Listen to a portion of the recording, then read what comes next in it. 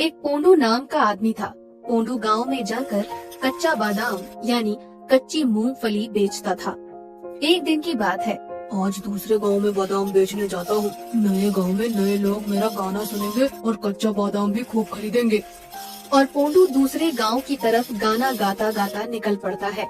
बाजी आ गए दूसरे गांव, अब शुरू करता हूँ अपना गाना। पैर तुरा हतर बोला था के जोड़ी सिटी गोल्डर चेन दिए जाबेन ताते शोमन शोमन तमरा बादाम पाबेन बादाम बादाम दादा बादाम बादाम अमर का चेन्नई बुबु बुजा बादाम बादाम बादाम दादा बादाम बादाम। गाना सुनकर बहुत से बच्चे इकट्ठे हो जाते हैं। काका मुझे भी दो कच्चा बादाम। मैं कैसे लूं, मेरे पास तो पैसे ही नहीं है। अरे बेटा, ये जो मैं गाना गा रहा हूँ ये बस गाना नहीं है, ये हमारी बंगाली भाषा में मैं बोल रहा हूँ कि अगर तुम्हारे पास कोई भी टूटा मोबाइल, तुम्हारी मम्मी का टूटा कंगन, टूटी चेन, जो भी है वो ले आओ और कच्चा बादाम ले जाओ। अच्छा काका, फिर तो मैं अभी आया। और अपनी मम्मी को बताता है, ये तो बहुत अच्छा है, वैसे भी टूटा फूटा सामान मेरे किसी काम का नहीं है। ले ये कड़ा और ये चेन ले जा। ये लो, अब मुझे भी कच्चा बादाम दे दो और हाँ, एक बार वो गाना भी सुना दो। पोंडू बच्चे को गाना सुना देता है और सब बच्चे खुश हो जाते हैं। आज तो सब बादाम बिक गए, चलो अब घर चलता हूँ। पोंडू अपने गांव की तरफ निकल जाता है। तब तक अंधेरा भी हो चुका था। बाप रे, इतना घना जंगल है। दिन में तो बिल्कुल डर नहीं लगा, लेकिन अब राम राम राम। तभी पोंडू को किसी के रोने की आवाज आती है। इतने घने जंगल के अंधेरे में ये कौन रो रहा है? कौन हो भाई, और तुम हो कहाँ और क्यों रो रहे हो? क्या हुआ?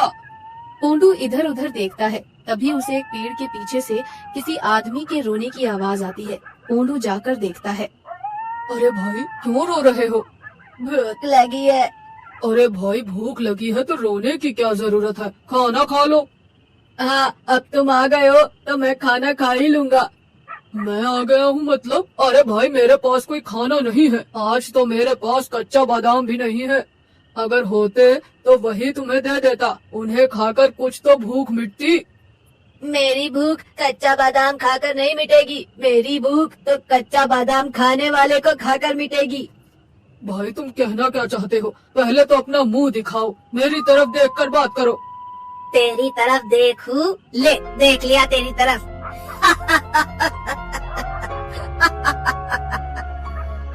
अरे, ये तुम कैसे दिख रहे हो? कौन हो तुम?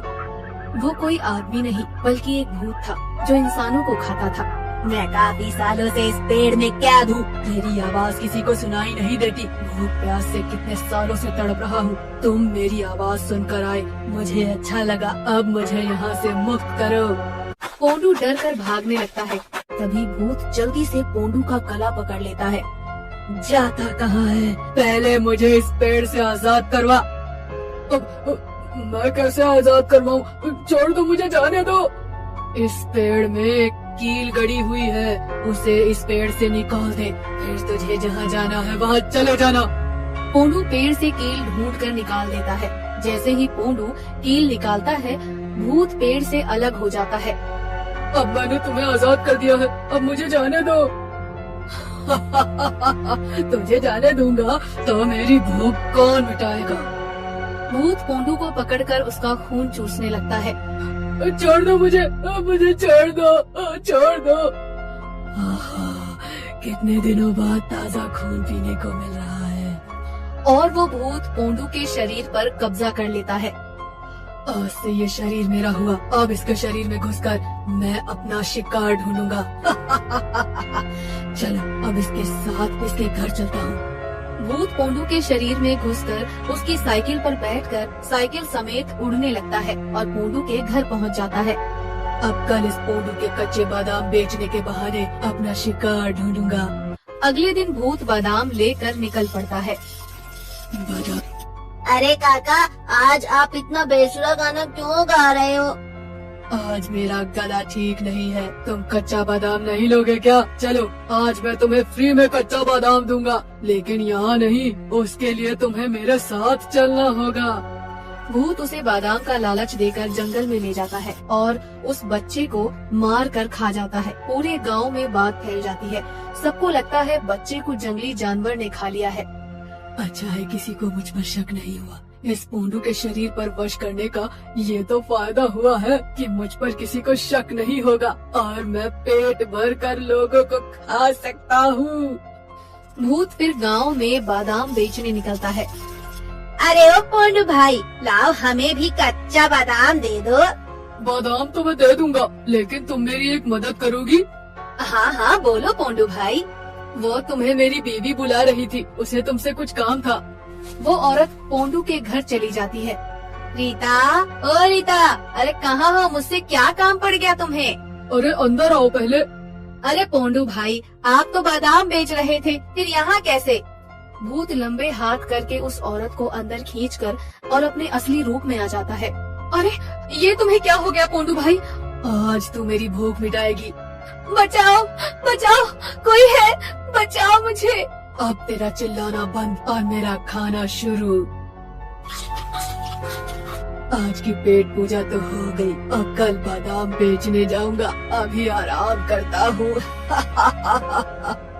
गांव में आए दिन कोई ना कोई गायब हो रहा था। सबको चिंता होने लगी थी, पता नहीं कब कौन गायब हो जाए। फिर एक दिन भूत बादाम बेचने निकलता है। बादाम बादाम एकदम। आज तो पूरा दिन हो गया, कोई बादाम लेने नहीं आया। भूख भी बहुत तेज लग रही है, क्या करूँ? तभी भूत गांव का एक दरवाजा खटखटाता है। अंदर से एक लड़की निकलती है। कच्चा बादाम ले लो बेटी। नहीं काका, नहीं लेना बादाम। ले लो, मैं फ्री में भी बादाम दे दूंगा। लगता है घर में कोई नहीं है। हाँ पोंडू काका, कोई नहीं है, सब गए हुए हैं। भूत आसपास देखता है, उस लड़की को अंदर धक्का मारकर अंदर ले जाता है। ये क्या कर रहे हो पोंडू काका, क्या कर रहे हो ये? पोंडू काका नहीं, तेरा काल हूँ मैं। देखते ही देखते पोंडू के शरीर से भूत निकल जाता है और पोंडू वहीं जमीन पर गिर जाता है। गांव के लोग कुछ ज्यादा ही समझदार हो गए हैं। कोई मुझसे बादाम नहीं लेता, लेकिन मैं फिर भी अपनी भूख मिटा ही लूंगा। तभी पोंडू की आंख खुलती है और वो चुपके से भाग जाता है और जल्दी से मंदिर के पुजारी के पास जाता है और पुजारी को सब कुछ बता देता है। अच्छा, तो तुम्हारे जरिए वो इस गांव के लोगों को खा रहा था, लेकिन अब तुम सबको बचा सकते हो। वो कैसे पुजारी जी? मैं तुम्हें एक मंत्रों द्वारा पढ़ी हुई एक कील दूंगा। जब भी वो तुम्हारे शरीर में प्रवेश करे, तुम इस कील को उसकी नाभि में गाड़ देना, जिससे उसकी शक्ति बंध जाएगी। बाकी का काम मेरा है, लेकिन हाँ, उस भूत को ये बात बिल्कुल भी पता न चले। पोंडू जल्दी से वो कील लेकर धीरे से चुपचाप उसी लड़की के घर में लेट जाता है। आह, मजा आ गया। इस लड़की का मांस बहुत ही मजेदार था और शरीर में खून भी भरपूर था। सबूत खत्म करने में पूरे 2 घंटे लग गए, लेकिन पेट अच्छे से भर गया। अब जल्दी से यहाँ से निकलता हूँ, वरना अगर किसी को शक हो गया तो कोई मुझे फिर से कैद न करवा दे। भूत जैसे ही पोंडू के शरीर में घुसने लगता है, पोंडू उस कील को भूत की नाभि में गाड़ देता है। भूत वहीं पर तड़पने लगता है। मुझे क्या हो रहा है? ये क्या हो रहा है? मेरा शरीर क्यों जल रहा है? तभी पंडित जी भाग कर आते हैं और माँ काली के यज्ञ की राख उस पर छिड़क देते हैं और भूत जल कर राख हो जाता है। फिर पंडित उस राख को लाल कपड़े में बांधकर माँ काली की तस्वीर के नीचे गाड़ देता है। अब ये कभी आजाद नहीं हो सकता। पोंडू, तुमने बहुत बहादुरी का काम किया और अपने गांव के लोगों की जान बचा ली, वरना ये एक एक करके सबको खा जाता।